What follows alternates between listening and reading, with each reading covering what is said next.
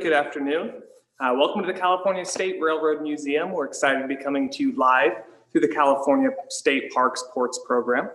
We're also very excited to announce that we will be reopening the museum in just a couple of days on April 1st.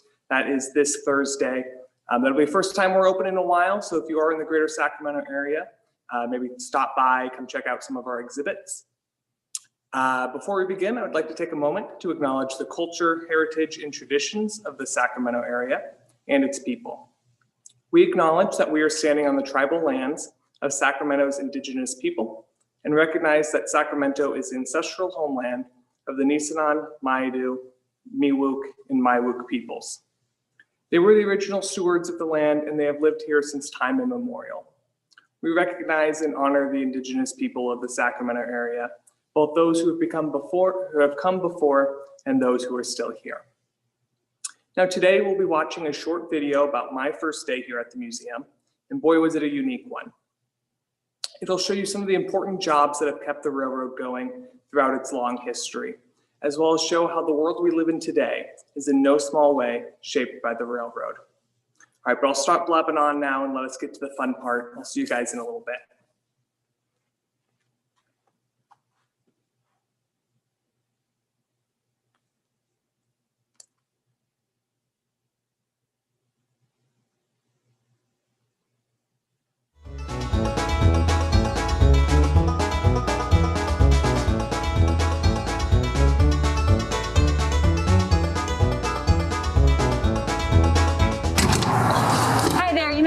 Yes, I am. Come on in. Thank you. Nice to meet you. I'm Lauren. Yeah. Welcome to the Railroad Museum.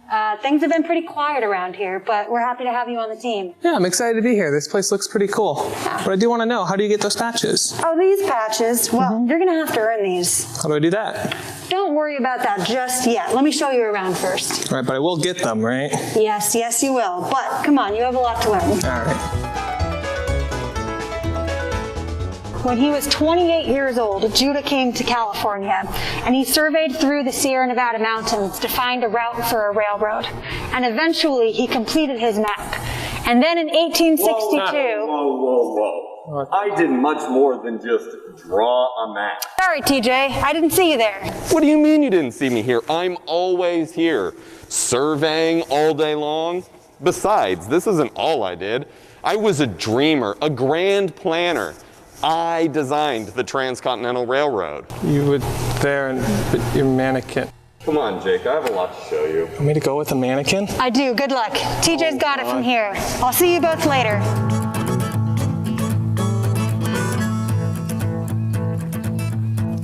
This great railroad that I designed took about 6 years to build and connected California to the rest of the United States.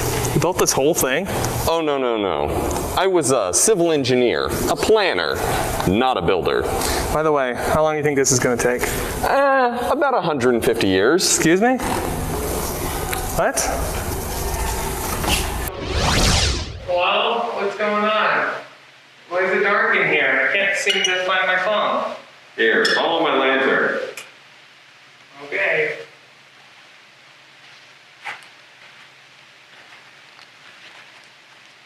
So, you wanted to know who built the railroad? Well, it was mostly built by Chinese immigrant labor. Originally attracted by the gold rush, the Chinese were already living in California before the start of construction on the Transcontinental Railroad. Charles Crocker, who was the chief of construction, actually originally hired only about 50 Chinese laborers, but he saw that they did such a good job that by the end, he had hired over 10,000 Chinese immigrant laborers. Wow, that's a lot of workers. But I don't know anything about building a railroad. What'd they have to do? Well, the Chinese had to do back-breaking work. It required them to grade roads, lay track, and dig tunnels through solid granite. And the mountains of the Sierra Nevadas were way too steep for them to build over, so they had to go through it 15 times, in fact. One of their more impressive accomplishments was actually the building of the Summit Tunnel. It was 1,658 feet long. I thought it was going to take them about 3 years to complete, but it actually only took them a year and a half. That's still a really long time. What took so long? Let me put it this way. These men were working on 4 surfaces without power tools or dynamite. They had to drill through the rock by hand, going about a foot at a time from the outside in and the inside out, working down in the dark where they can't see. You freaked out after like 2 seconds in the dark. I can't imagine working like that. Sure you can. In fact, it looks like you showed up to work here today. Here, give me that. And pick up that steel bar next to you. That is a star drill. The Chinese would work in teams of 2 or 3 and use those to drill holes into the rock. It would drill a 2-inch around, 2.5 foot long hole that they then would fill with black powder, a fuse, clay, and then, well, kaboom! Kaboom indeed. Are you ready to start your 12-hour shift? No way, are you kidding? This thing's way too heavy. Yes, I am. And by the sounds of it, it's time for us to get going. We need to get to the train station to buy our tickets. I don't think time traveling agrees with me. Come on, let's go get our tickets.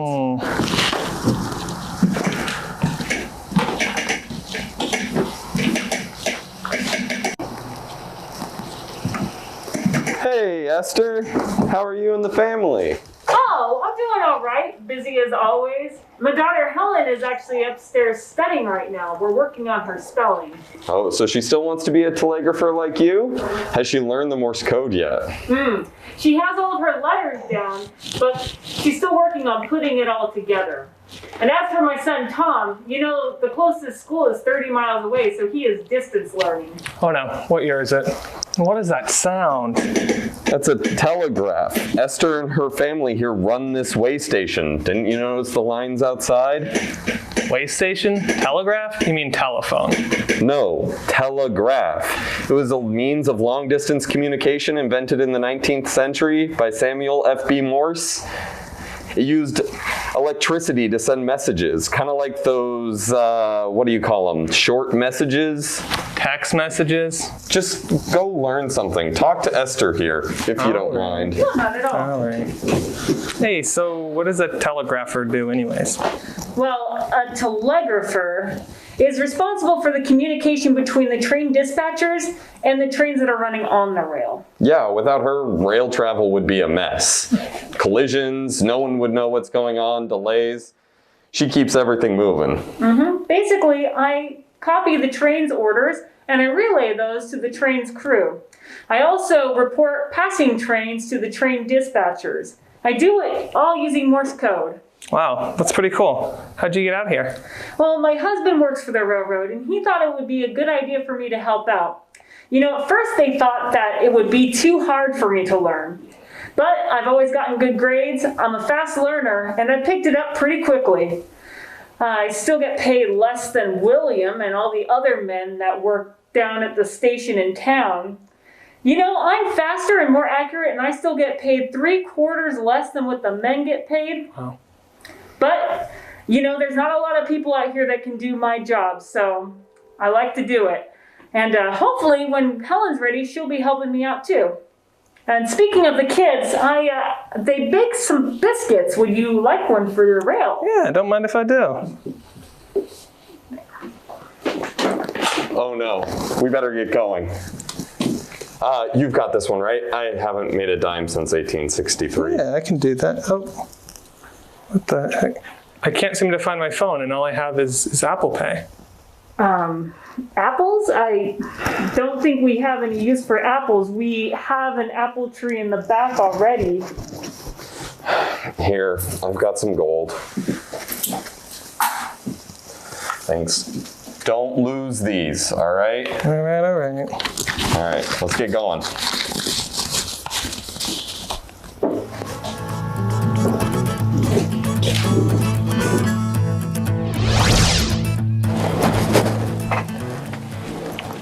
What the heck?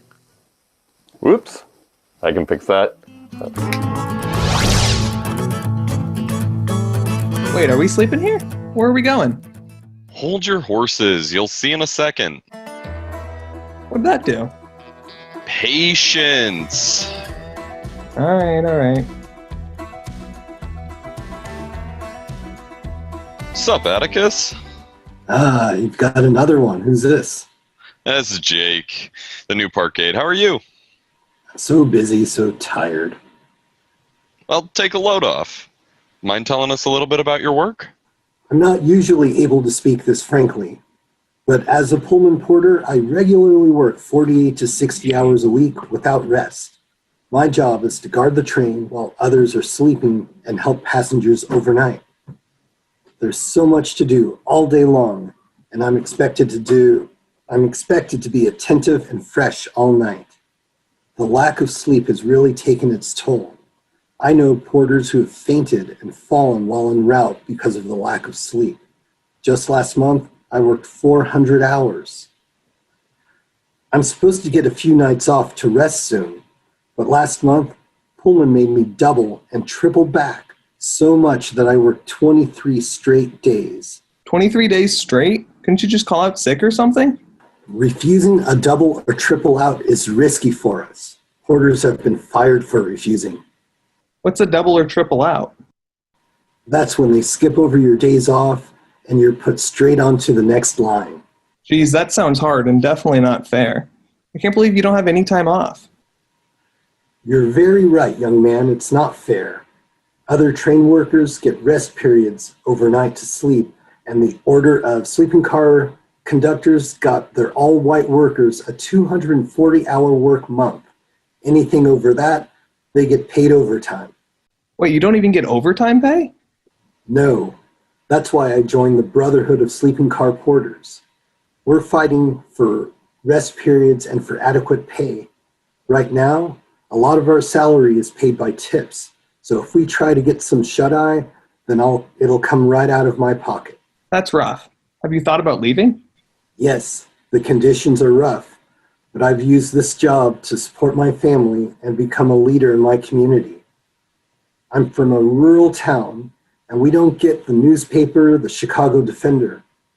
I help spread information to the Black community over thousands of miles. I already got to get back. Oh, by the way, where's your ticket? Uh-oh. Sorry, You had TJ. one job. One job. Well, we gotta get out of here. The Pullman porters were actually essential to the movement of information throughout the country. Did you catch that bit about the Brotherhood of the Sleeping Car Porters? Well, their leader, A. Philip Randolph, was actually the one who invited Martin Luther King Jr. to the March on Washington in 1963. It's not the one that had the I Have a Dream speech? Yep, that's the one. Not like too long ago, where thousands of people took to the streets to demand equality. Yeah, you're right. It really wasn't too long ago. Those men really made a difference.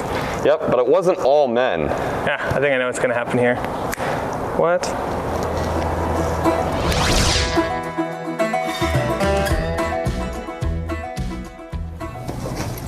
Let me guess, your name's Rosie. My name's not Rosie.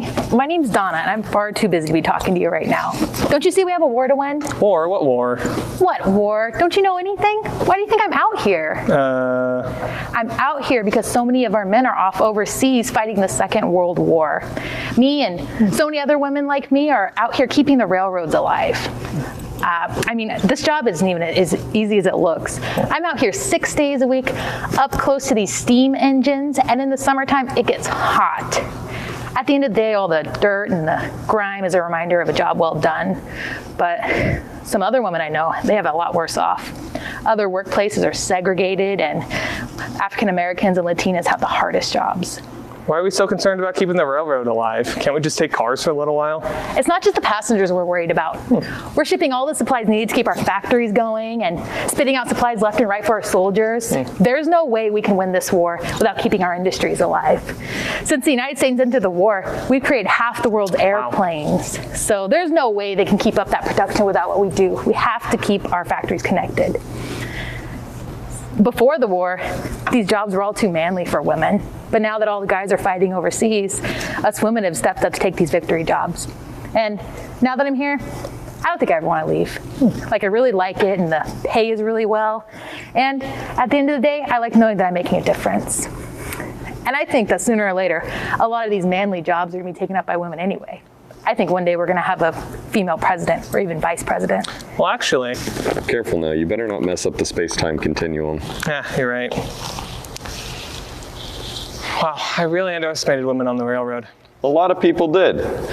From the enslaved women of the South to the railroadettes of the Southern Pacific, women played an important role in the railroads. In fact, women held 99 different positions that were previously held by men. But unfortunately, when the soldiers came home, they took their job back and refused to work with women. Yeah. You weren't kidding when you said it's just going to take 150 years. Can't we stop for lunch or something? Nope, we got one more stop. Okay.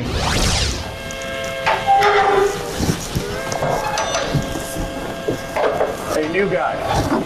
Oh, God. Get to sorting. Better get to it.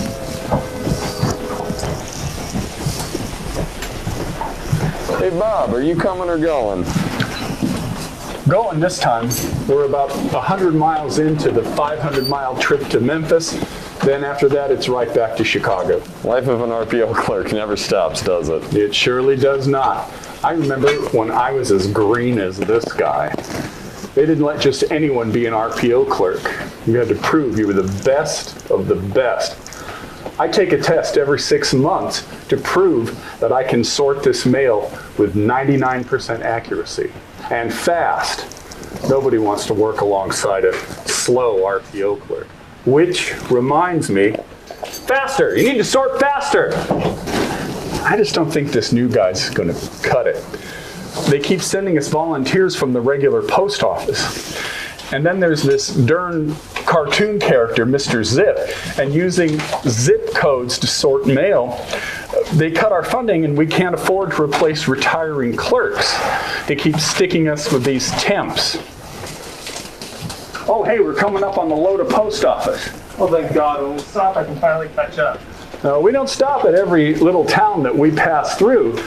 That hook does its job pretty well. That's where we got the bag that you're working on now. Hey, there's actually mail. The last couple of runs, they haven't even bothered to put the bag up.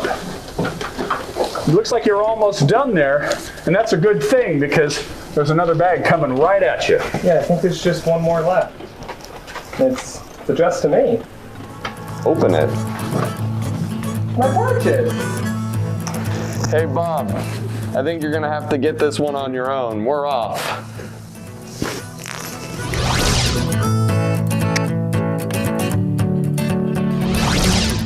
Does this mean I passed? Thanks, DJ. That was actually fun. Hey, congratulations. Looks like your mission was successful. Thanks for showing him around, TJ. Oh, no problem. Hey, I hear we have another new park kid starting next week. You think you can pop by again? Oh, I guess. Awesome. See you later. We're excited to have you here. Welcome to the team. Thanks, but I still can't seem to find my phone. Here, you'll need this more.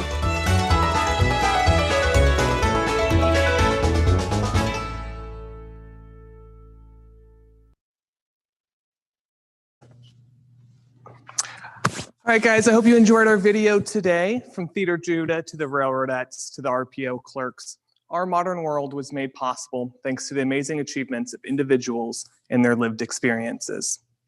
The railroad played an instrumental role in connecting this nation in the civil rights movement and the women's rights movement in World War II. Here at the Railroad Museum, we are tasked with preserving these legacies and achievements and upholding their traditions. We believe that the story of the railroad is best told through the story of its people, and hopefully you do as well. It isn't the engines or bolts that make the railroad so important. It's the way individuals use the opportunities on the railroad to change their lives in the modern world. Today, we saw how Chinese workers worked in physically demanding jobs to build not just the Transcontinental Railroad, but also a better life for themselves and their families. We saw a Pullman porter use his experiences on the sleeper car to kickstart a political revolution. And we saw Donna help the Allies win World War II. The railroad wasn't built around our towns were built around the railroad. Hopefully these examples have helped put that into better perspective. All right, and just as a reminder, we are opening in just a few days. That'll be on April 1st, and I promise that is not an April Fool's joke. It's just a couple days. So check out our website for more information on our reopening, as well as some digital activities, all that fun stuff. It'll be at californiarailroad.museum. So once again, that is californiarailroad.museum. All right, thanks everybody for joining us today. We'll see you next time.